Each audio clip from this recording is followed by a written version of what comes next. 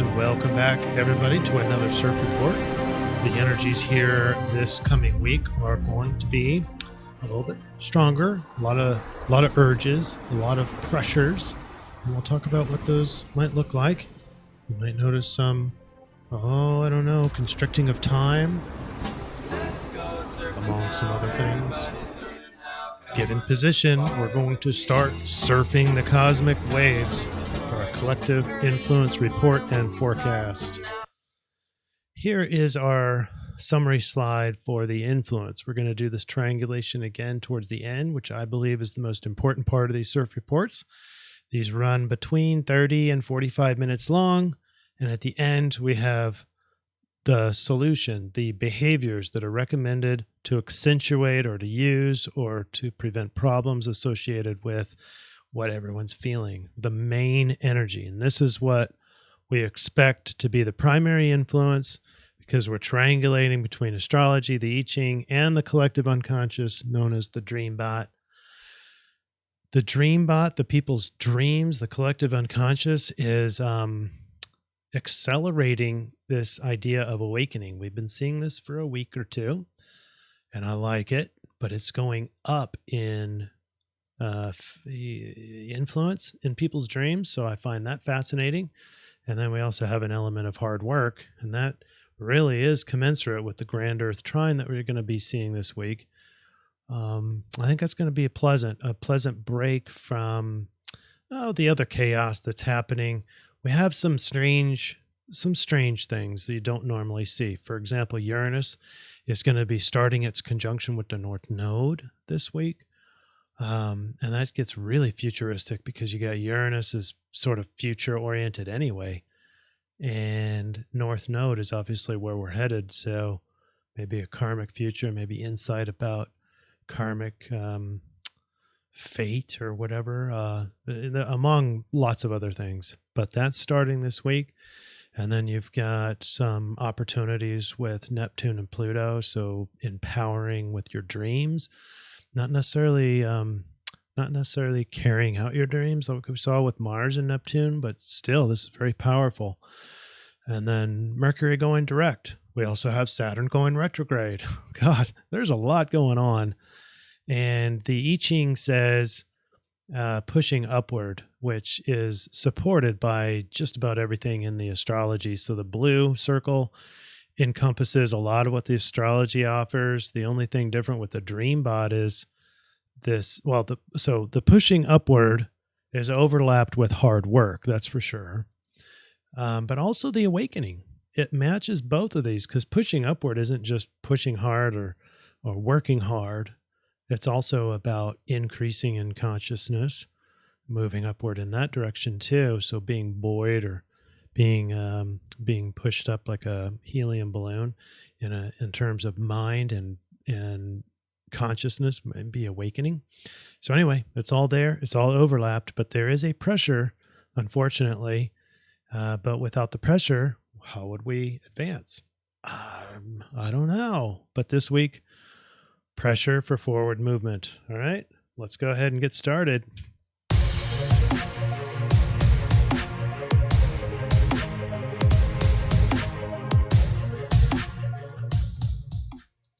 Let's see here. There we go. I'm missing out on the comments only because I'm very strapped for time, and there's no irony here, and I don't blame it on the astrology, but we just had to prioritize. And I have to get this CIRF report out in a sort of an accelerated time. My timeline today has been constricted mainly because of Memorial Day. Everything got pushed over into the other work days. So I apologize for that. I appreciate everybody's comments, and we'll look at those. And let's move on. Dreambot. Look at this. So linguistic set number 1. Let me read it for you. Deliberate visual awakening observer. It's almost entirely awakening. And it's not so it's very significant that awakening, the word awakening, is number 3 in our run. That's cool because it was in the run last week, but lower. And so the fact that it's increasing means that the use of the word awakening is accelerating in the collective unconscious, in the people's dreams. That's incredibly positive, a very positive sign. But even more positive than that is the blue arrows. All of them are supported with awakening, visual and observer in linguistic set number 1. Number 1 makes it look like this is deliberate. This awakening is deliberate. I think everyone already knew that. Linguistic set number 2, reality worked immediately, collective stabilize, leaving cloud former. That's a mouthful, and it's sort of garbage, but if you look at it from a patterned look, I mean, we have the collective in here again. We also have stabilize. These are incredibly positive words. Now the red is hard. It's hard work, because you've got the continuum of, yeah, we stabilized it, but it was a struggle. Deliberate, worth, university. Well, university is hard work in terms of learning, but also teaching. That whole continuum is hard work. And then the 2 words worked and work. So there's a lot of hard work in there, but we're working for some positive end. In this linguistic set, it's all of reality is working, the collective is stabilizing, and we're leaving the clouds of Neverland, or leaving the clouds of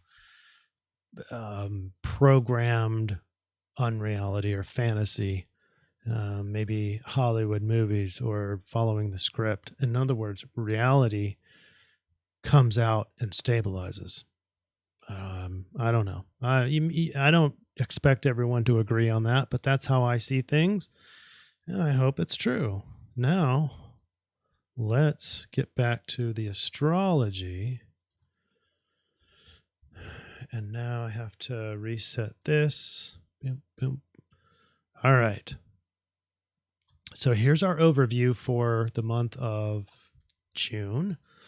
We have this week, Mercury is going to be going direct, and Saturn is going to be going retrograde. We'll talk about what those look like when we get there. We also have Mars and Jupiter in a waning sort of configuration. They're conjunct, but it's the climax has already happened. We talked about that positive movement, or positive doing last week. We also have Mercury, after it goes direct in about a week, is going to be transitioning home, back into home actually, where it came out of, back into Gemini, where Venus will eventually go into as well. So there's a lot of energy in Taurus. Relationships are very Taurus right now. Mind, communication are going to be very Taurus. And so that grand Earth trine really accentuates with the Taurus energy. And the Sun is in Gemini later on this month. Will be going into Cancer at the appropriate time. So day to day, let's break this down. Thursday the 2nd. Here's what I wanted to point out. This is sort of a rare configuration. Uranus and North Node, both very futuristic. North Node more of Dharma and karma and fate and that sort of whole discussion. North Node is the future and what future is in store. It's about maybe your tasks on hand, life purpose might be in there. Uranus is more about rebellion, change, freedom, but also very future oriented. It's the mad scientist. So we get these revolutionary insights about the future. So insights coming from the future might be in here. We're inventing the future. And there's a whole pressure of forward movement just in this. This is, I believe, I was looking at this yesterday, going exact in August, I believe. I'll look at that later. Hopefully I have that documented. If I don't, I'll get that for you next time. Then we have Mars and Jupiter still. Mars going faster than Jupiter, obviously, in Aries. So Mars can get defensive, can get offensive, can start wars. but can really get stuff done for self. This is the manifesting dream right here is Mars and Aries. Be able to stand up for yourself in a very positive way, in a transcendent way with Jupiter. And so forming the highest self. Forming the highest self. I love that. But there's a pressure there as well. Pressure to do stuff for yourself, get stuff done. Friday the 3rd. Now we've got Mercury stationed direct in Taurus. Now I know it looks like it's in Gemini, but it's in green. So we got the arrows there. There's these signs, these planets. The symbols are too big to put into this, but it's bigger so that you can actually read the numbers, hopefully. But so you have in Taurus, you have Venus, Uranus, North Node, and Mercury. Mercury going direct at 26 degrees. It won't be too long from here to where Mercury goes back home into Gemini. Now, there's a lot of variety on the thoughts because Mercury represents communication, expression in general, logic, reason, and learning, lower level learning, just memorizing facts and stuff. But there's a variety. There's a sextile over to Neptune, so there's an opportunity to really rationalize your dreams and make sense of them. There's also a square over to Saturn. This is where time is limited. This is all this week.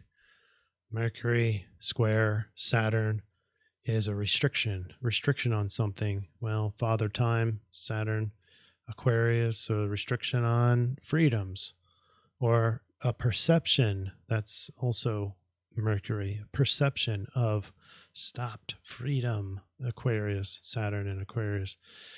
So, but I think the time issue is a big deal as Mercury stops, stations, all that energy is accentuated. And so there is an emphasis on Friday, the 3rd, things with the mind, things with thoughts, cognitive processes, rationalization, how you communicate to others. There's this emphasis because Mercury is steady related to us, station, and then it will eventually reverse and go direct.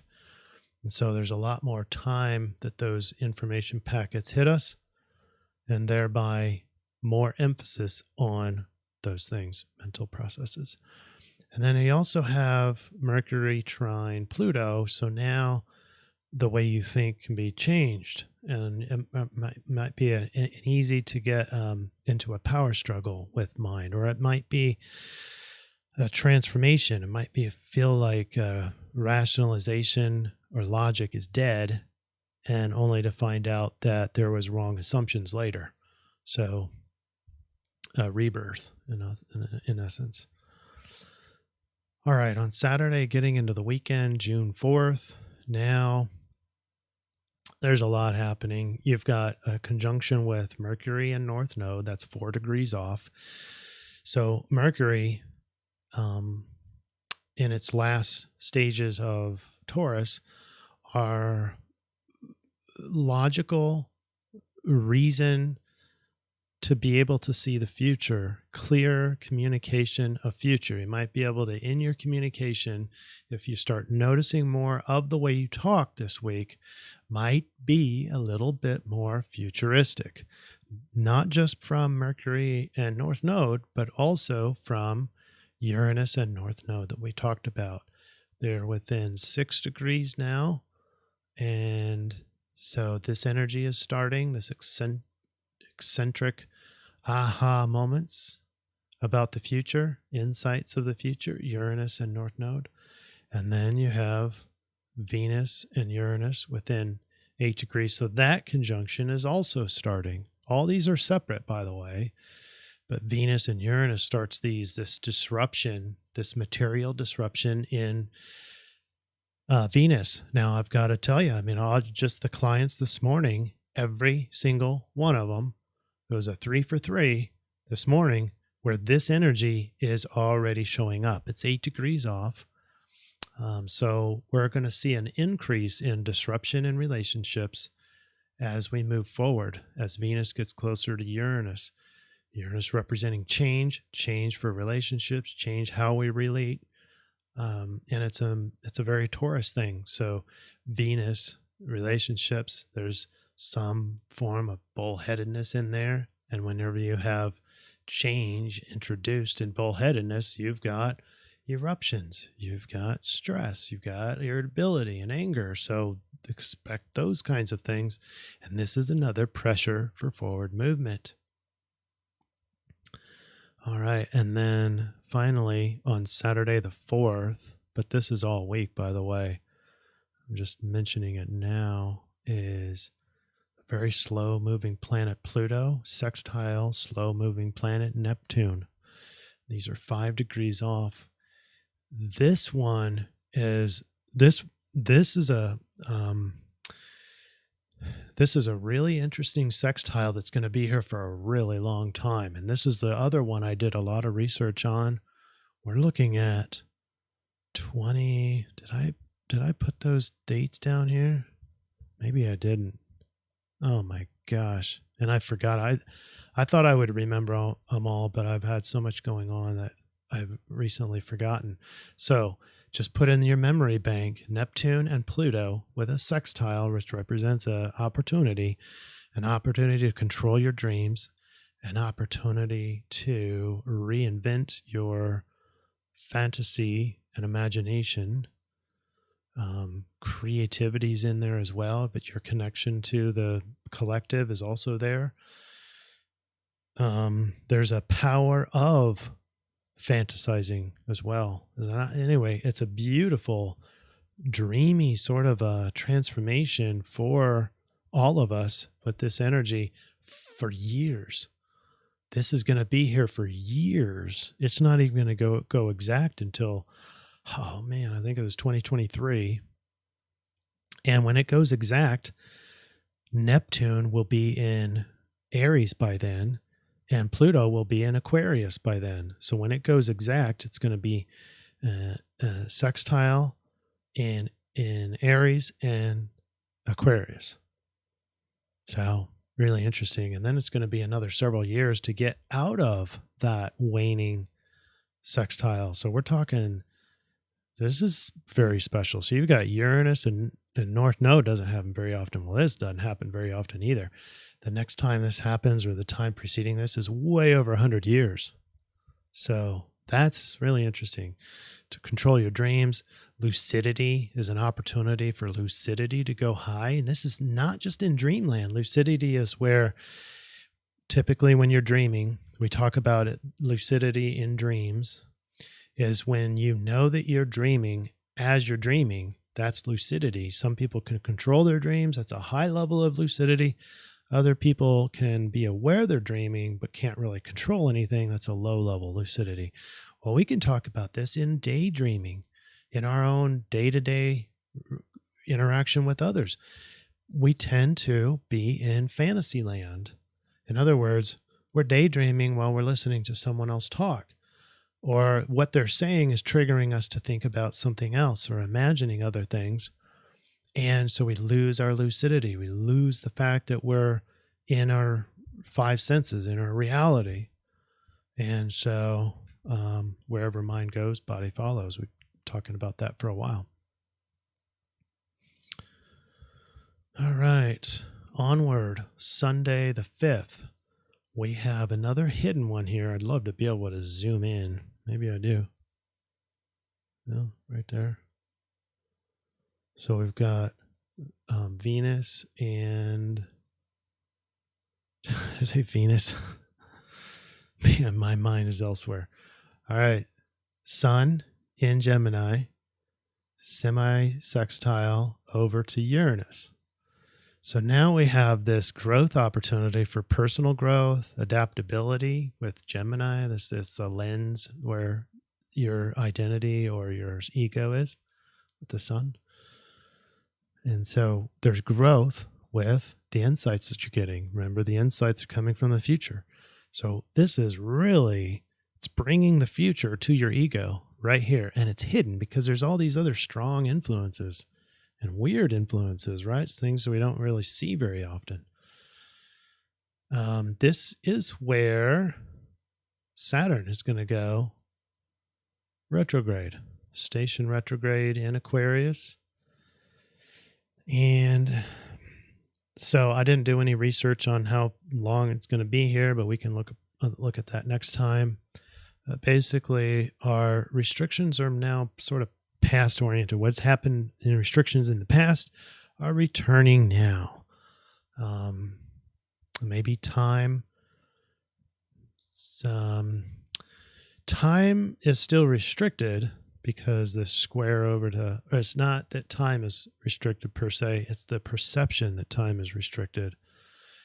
And with Mercury having gone station and now Saturn going station, this makes this alignment just more profound, more of an emphasis point. It's not everything. There's a lot of things happening here. It's not the only, certainly not the only influence, but it's a big one. You got two of these planets in a alignment of square are stationed and going opposite direction. So lots of emphasis on both of these characters this week. And Saturn, so more about hardships. So old hardships come into play. It's a regurgitation of past traditions, might be a way to look at this, might be more accentuated in here in this time period. But then again, Aquarius is not big on traditions. It wants newness, wants things to be new. And so you might see old restrictions per time being here. And that might correlate into this Uranus and North Node and Mercury and North Node and Sun semi-sextile Uranus. Monday, the 6th, not a lot of changes are happening here that we haven't mentioned already. You can see the setup is happening here. So by tomorrow, that should be by Tuesday, the 7th, Moon will have transited enough in Virgo to make this a grand trine.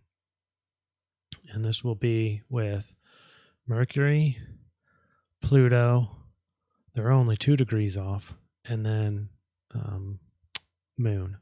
So there'll be a grand Earth trine. Might as well go there now. We're getting closer here. Now this is going to be towards the end of Tuesday. These are starting to be, so 18 degrees. So just a Tuesday afternoon on the 7th, starting then until the Wednesday afternoon. Now Moon is going to transit into an air sign, but you can see that here's the grand trine, and it's going to start off with a grand air trine. And so we have on Tuesday early, we have the maximum of climax of this growth opportunity for Sun and Uranus. And so get your insights from the future, direct and make you adaptable to, your identity or your ego. How are you going to shine your light in this world? That can all be instructed. And then just a reminder that you've got Venus and Uranus now within 5 degrees. So this disruption is getting even more predominant. Just be aware of it. Change is coming to relationships. There's pressure to change, pressure to adapt. As people tend to, in the land of Taurus, Venus and Taurus get more stronghold or less adaptable. Eccentricity and individuality with relationships.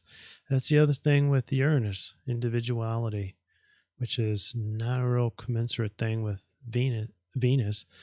So at this energy is going to imply that we need to see the individuals in this relationship, not try to separate them out, but try to appreciate the individual facets that each person brings to the relationship. That's how you navigate this energy and validate those differences.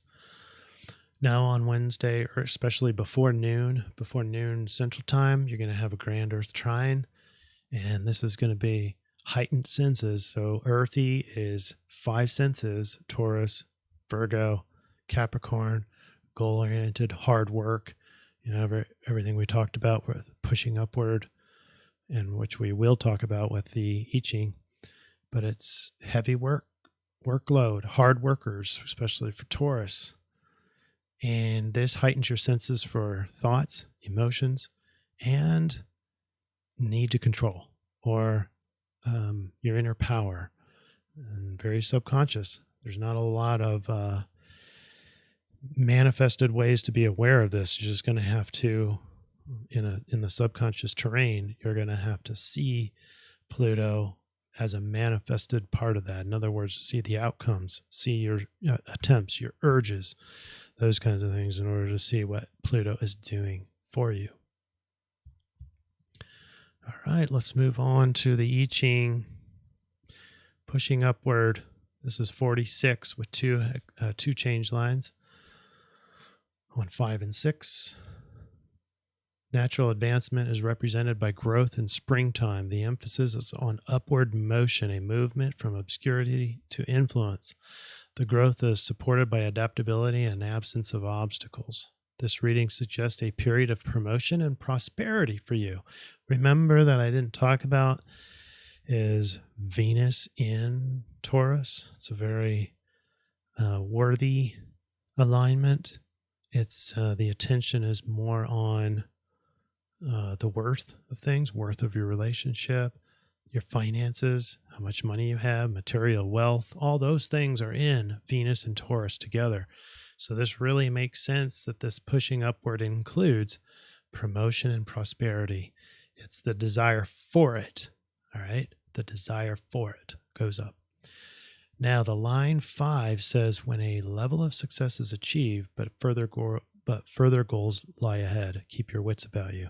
There is great temptation to thoughtlessly skip ahead to big reward at the end of a long journey, but keep your attention riveting on processes still at work. Don't distract yourself from those. Those who push blindly towards greater fame, fortune, and power are deluding themselves. And there's a high risk of doing so because of, I'm sorry to keep scrolling around, but you've got your thoughts, Mercury, trine over to Pluto. So this is the thoughts of needing control. And it's an illusion. It's you're deluding yourself. So just be aware that you're doing it, and that's it. Don't have to, you can pull back from there. But here is where we're going to get into the solution. You put the change lines in, you get gentle penetration. And I think by now everyone knows what this is. It's basically repeated small tasks over time.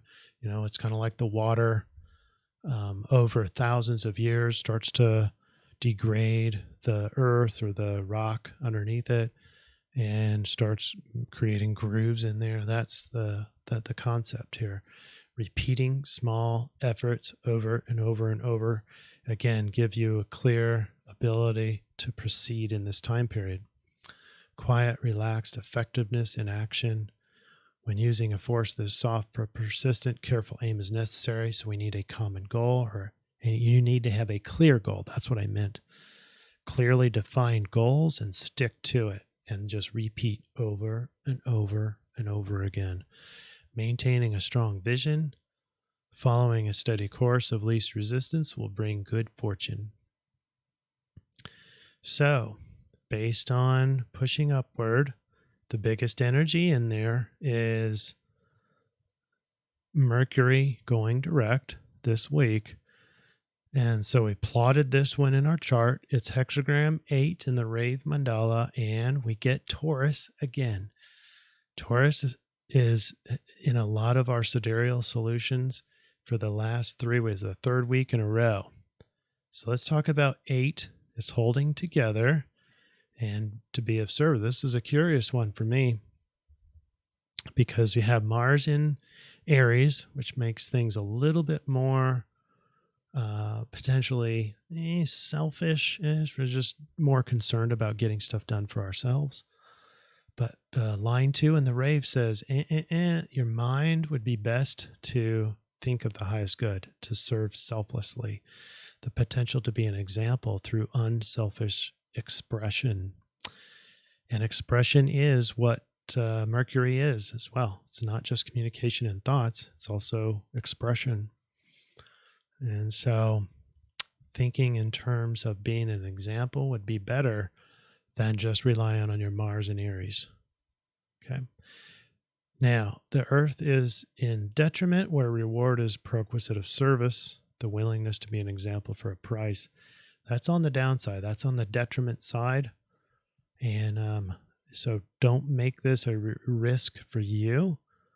Don't be willing to be an example for a price. This is sort of like the martyr. Fine, I will be of service by being an example. That's not a healthy situation according to this week's rave reading. So just serve selflessly without any expectation of reward. It's probably best. But more so being an example. Be the change you want to see in the world, right? The old adage. All right, here we go. Here's our overview slide. You got the guy pushing up the rock, and that's that pressure. There's a lot of pressure. So if you can imagine like fire underneath his butt, like he's being punished for not pushing harder. It's the fire underneath it. Not that we're seeing a lot of fire. It's just these alignments are producing what might be an equivalent of a fire sign type of fire under our asses, but it's not a direct fire energy. So you see this pressure, and it's more than just Mercury moving direct. The mind produces pressure to forward movement. It's the perception. That's the key here. A lot of perceptions influence us. So the North Node and Uranus are there. The Mercury and North Node are there. You've got Mercury and Pluto are there. You got Mercury square Saturn, which is restricting your time. Meanwhile, Venus in Taurus heightens your desire for luxury and pleasure. But Venus has a growth aspect with fiery Mars. I didn't even talk about that. We have Venus wants to grow, wants to experience, but then it's squared off to Mars in Aries, possibly making the finer things needing to be earned. That's sort of an earning thing, and that goes back to the rave, where it sort of says that you have to earn selflessness. And so you need to self-sacrifice yourself. That's on the detriment side. Don't do that. And instead, let's just, let's get into the solution. How about that? The I-Ching says, work on flexibility and adaptability, have and target very precise and clearly defined goals. The rave mandala said serve selflessly, be an example. And Sidereal Taurus, we've done that a few weeks in a row. So here we go. A variety of influences produces pressure to move forward. Also, for the rest of the year, Uranus brings insights from the future. Uranus and North Node, climaxing on August 2022. So as time feels like it's running out, especially with hard aspects to Mercury going direct, this accentuates the pressure for growth and advancement. The solution triangulation is very supportive of behaviors that allows us to channel the pressures towards specific ends. For one, be sure to remain flexible and adaptable. It's sort of hard with all that Taurus energy that we talked about, but it's the Taurus solution, so we're going to use this. This is the only contradiction to the Taurus solution, but as long as you remain deliberate, patient, slowly and methodically moving forward, which is a very Taurus thing to do, it will give you opportunity to notice resistances in flexibility. So it's a roundabout way of saying you can be flexible, but only by the awareness of where you're not being flexible, which you can do by just being good Taurus, which is deliberate, slow, practical, methodical, dependable, reliable. Expect opportunities to be of service according to the rave, even though the overlap with Taurus isn't necessarily that obvious. Be reliable, be dependable. See, these are things of service. Be reliable, dependable, and use integrity, just as in the last couple of CIRF weeks. Create some specific goals for this week, which can be relatively easy towards the end of the week, the CIRF week, because you have the grand Earth trine. That's one of the nice things about Earth signs, is a little bit more goal-oriented, or having goals, working towards something. But remember, especially from the I-Ching, small methodical steps forward, not big jumps and leaps forward, all right? Prioritize heavily because of this lack of time concept, perception, especially for me. It's already happening. We have to use the 80-20 rule. I recommend that you use the 80-20 rule, which is what I use a lot because I sign up for a lot of projects and tasks, and I keep a lot of plates spinning.